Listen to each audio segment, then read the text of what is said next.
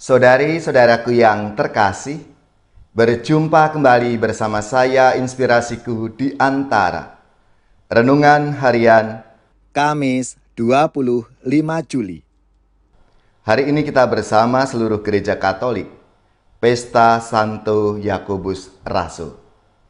Selamat dan profisiat untuk saudara-saudara, gereja, paroki, dan lembaga-lembaga yang pesta nama Santo Yakobus Rasul. Semoga semangat dan teladan hidupnya memberi inspirasi dalam hidup dan karya pelayanan kita semua. Semoga kita bersama keluarga dan komunitas kita selalu dalam keadaan baik, tetap sehat, dan bersemangat. Marilah kita mengawali renungan kita hari ini dengan tanda kemenangan Kristus. Dalam nama Bapa dan Putra dan Roh Kudus. Amin. Allah Bapa yang Maha Kuasa dan Kekal, Engkau telah menguduskan karya awal rasul-rasul-Mu dengan penumpahan darah Santo Yakobus. Semoga gereja-Mu dikuatkan oleh pengakuan imannya dan selalu disegarkan oleh perlindungannya. Dengan pengantaraan Yesus Kristus Putra-Mu Tuhan kami, yang bersama dengan Dikau dalam persatuan Roh Kudus, hidup dan berkuasa Allah sepanjang segala masa. Amin. Dalam nama Bapa dan Putra dan Roh Kudus. Amin. Inspirasi kita hari ini dari Injil Suci menurut Matius, bab 20, ayat 20 sampai 28. Mari kita siapkan kitab suci kita masing-masing. Kita akan membaca bersama-sama dan kita renungkan. Sekali peristiwa, menjelang kepergian Yesus ke Yerusalem, datanglah ibu Zebedeus serta anak-anaknya kepada Yesus, lalu sujud di hadapannya untuk meminta sesuatu. Kata Yesus, "Apa yang kau kehendaki?" Jawab ibu itu, "Berikanlah perintah supaya kedua anakku ini kelak boleh duduk di dalam kerajaan-Mu, yang seorang di sebelah kanan-Mu dan yang seorang lagi di sebelah kiri-Mu." Tetapi Yesus menjawab, "Kamu tidak tahu apa yang kamu minta. Dapatkah kamu meminum cawan yang harus kuminum?" Kata mereka kepadanya, "Kami dapat." Yesus berkata kepada mereka, "Cawanku memang akan kamu minum, tetapi hal duduk di sebelah kananku atau di sebelah kiriku, aku tidak berhak memberikannya. Itu akan diberikan kepada orang-orang bagi siapa Bapakku telah menyediakannya." Mendengar itu, marahlah ke-10 murid yang lain kepada kedua bersaudara itu. Tetapi Yesus memanggil mereka lalu berkata, "Kamu tahu bahwa pemerintah bangsa-bangsa memerintah rakyatnya dengan tangan besi, dan pembesar-pembesar menjalankan kuasanya dengan keras atas mereka. Tidaklah demikian di antara kamu. Barang siapa ingin menjadi besar di antara kamu, hendaklah ia menjadi pelayanmu. Dan barang siapa ingin menjadi terkemuka di antara kamu, hendaklah ia menjadi hambamu. Sama seperti Anak Manusia, ia datang bukan untuk dilayani, melainkan untuk melayani, dan untuk memberikan nyawanya menjadi tebusan bagi banyak orang." Demikianlah sabda Tuhan. Terpujilah Kristus. Saudari-saudaraku yang terkasih, hari ini kita bersama seluruh gereja Katolik, Pesta Santo Yakobus Rasul. Selamat dan profisiat untuk gereja, paroki, lembaga-lembaga, dan saudara-saudara yang pesta nama Santo Yakobus. Semoga semangatnya memberi inspirasi dalam hidup dan karya pelayanan kita semua. Kisah hidup Santo Yakobus Rasul tidak banyak diketahui. Yang pasti, Seperti dikisahkan dalam sabda Tuhan, dia adalah satu dari antara 3 rasul yang cukup memiliki tempat istimewa dalam beberapa peristiwa bersama Yesus. Beberapa kali ketiga rasul itu diajak oleh Yesus secara terpisah dari rasul-rasul lainnya untuk suatu kegiatan atau pelayanan. Bahkan sampai menjelang akhir hidup Yesus, di Taman Getsemani, ketiga murid itu, termasuk Yakobus, menyertai Yesus dari dekat ketika dia berdoa dalam sakrat maut. Yang jelas, Yakobus, demikian juga rasul-rasul lainnya, telah melayani jemaat dan menjalankan perutusan Yesus sampai mati sebagai martir. Menurut tradisi, Yakobus menjadi uskup Yerusalem dan mati dipenggal kepalanya oleh Herodes.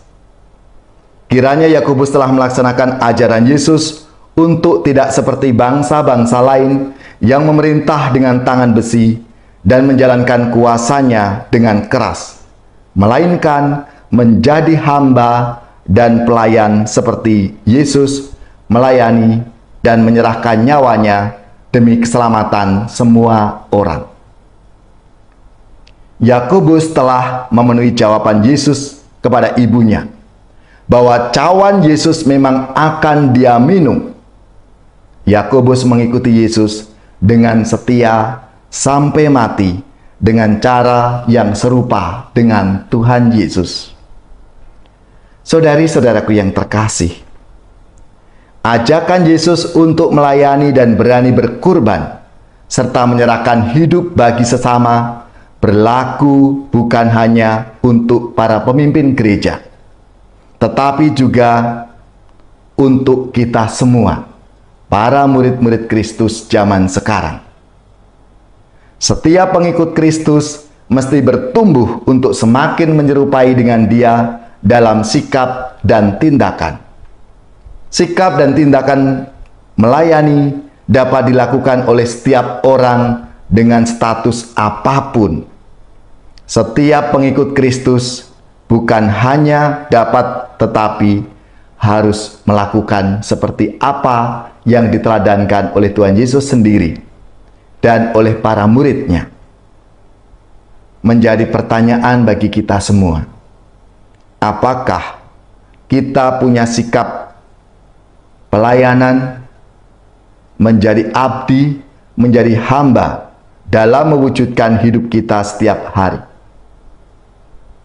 Alangkah indah dan membahagiakan ketika sikap dan tindakan melayani itu ada di tengah-tengah keluarga kita, ada dalam komunitas kita, tempat di mana kita bekerja, kita sekolah atau kuliah, dan tempat dimanapun kita melayani dalam hidup menggereja dan memasyarakat.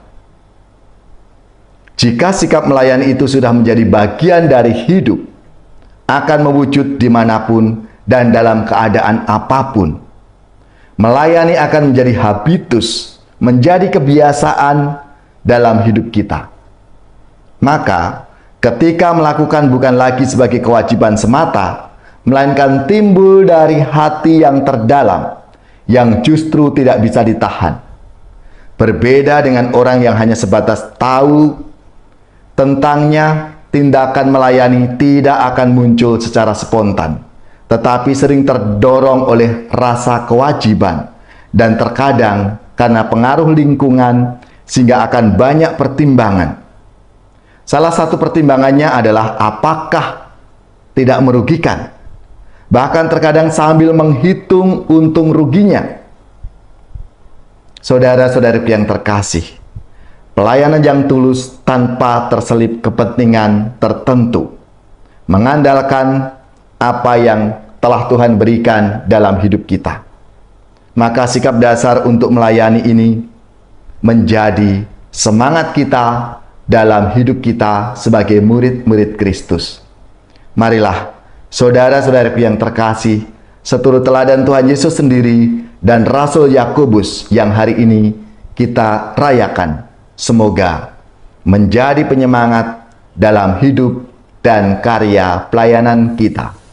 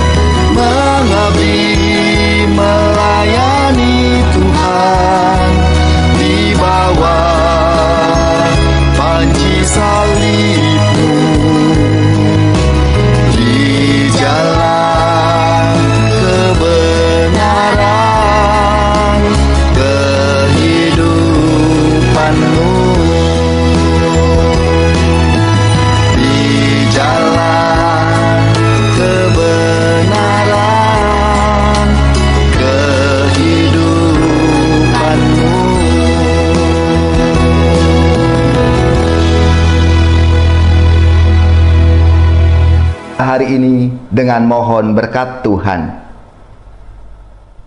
Semoga saudari-saudara sekalian, keluarga-keluarga dan komunitas kita, orang-orang yang kita doakan, mereka yang sakit, yang menderita, seluruh tugas, belajar, pekerjaan, usaha serta karya pelayanan kita dibimbing, dilindungi dan diberkati oleh Allah yang Maha Kuasa, Bapa dan Putra dan Roh Kudus.